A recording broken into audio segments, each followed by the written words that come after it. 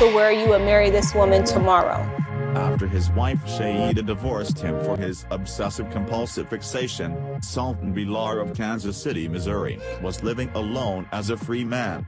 In his leisure time, he frequented high-end luxury boutiques to buy expensive clothes and watches. He flexed his wealth all over social media to make himself feel important. But that was only in his head.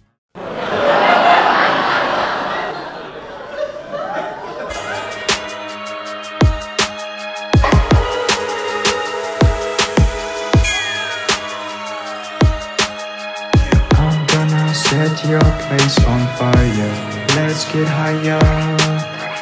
I'm gonna set your place on fire, let's get higher. I'm gonna set your place on fire, let's get higher. I'm gonna set your place on fire, let's get higher. I'm gonna set your place on fire. Apart from being a dedicated father to two young teens, Sultan Bila also worked in real estate. He also doubled as a professor in extreme orderliness and fixation studies at his own university.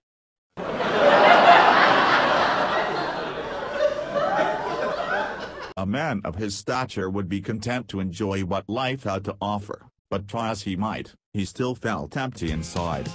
He hated disorder, and had a phobia for bacteria, pins, needles, dirty dishes and water-borne diseases.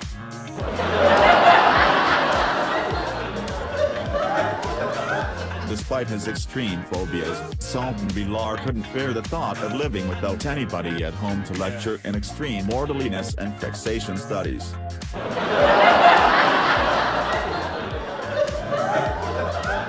He tried his hand at courting all the good-looking ladies in Kansas City whose names started with S, but none of them gave him a chance to love and to scold.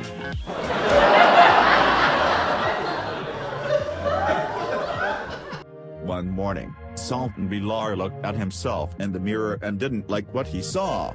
He decided to give himself a facelift.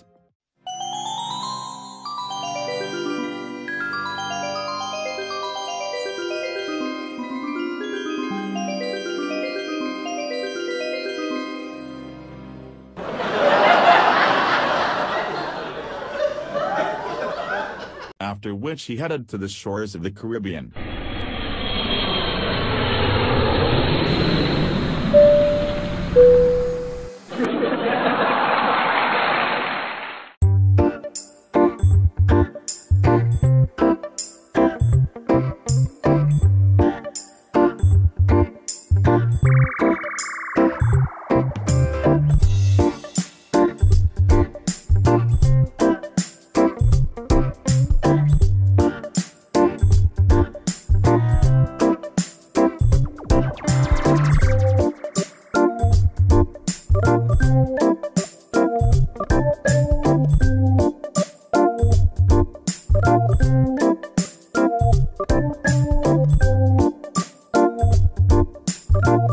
He became a pirate of the Caribbean, with the mission to conquer and bring home a new Caribbean bride.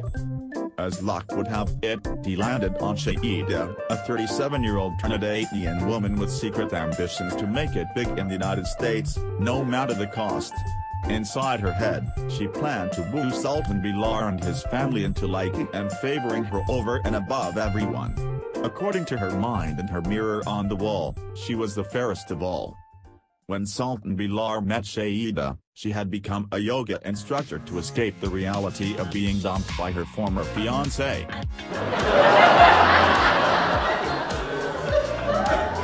Although her yoga business was located in her mother's house with about 40 clients, Shaeeda presented herself as an aficionado in her trade.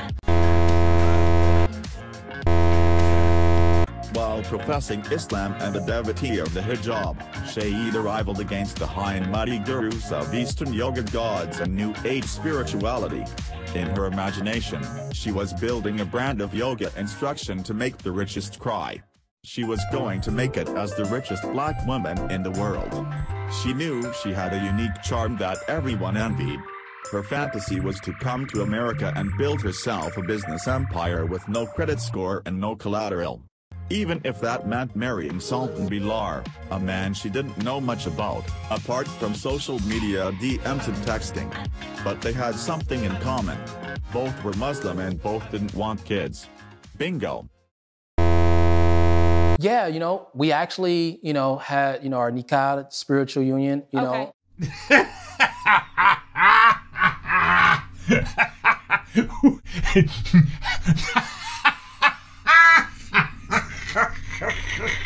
The nikah Islamic wedding of Sultan Bila and Shaeeda took place within only 7 days of meeting each other in person.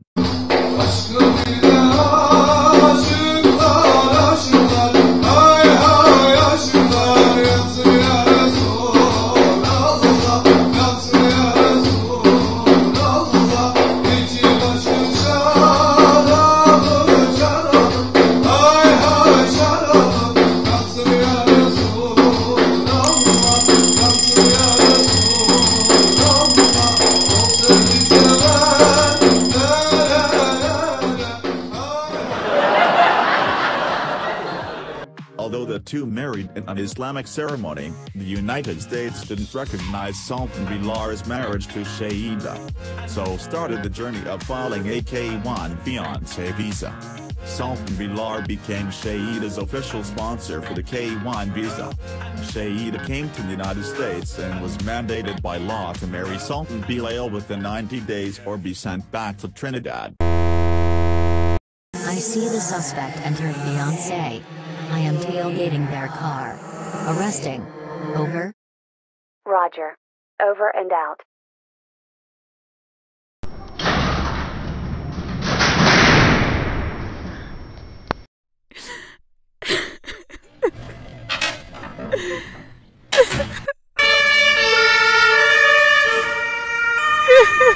Shaeeda, what are your intentions in the United States? I asked Bilal for a picture of his house. He said no. Huh? Shaeeda, why are you interested in Bilal? Were there no eligible men in your country that could marry you? I asked him to see his vehicle. He said no. Why are you evaluating his wealth? Are you a gold digger?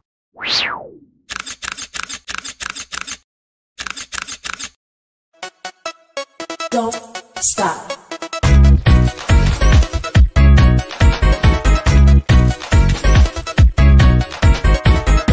Stop.